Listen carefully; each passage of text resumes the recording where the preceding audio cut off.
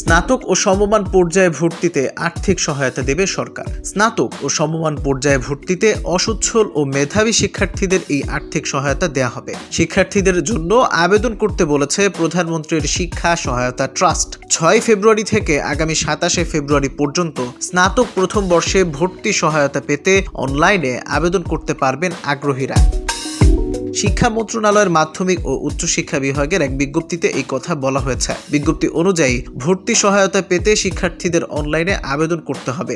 ভর্তি সহায়তার ব্যবহার নির্দেশিকা অনুসরণ করে প্রয়োজনীয় কাগজপত্র আপলোড করে শিক্ষার্থীকে আবেদন করতে হবে। অসচ্ছল মেধাবী শিক্ষার্থীদের শিক্ষা প্রতিষ্ঠানে ভর্তি নিশ্চিতকরণ ভর্তি সহায়তা প্রদান নির্দেশিকা 2020 অনুসারে 2023-24 অর্থ বছরে ভর্তি সহায়তা দেয়া হবে।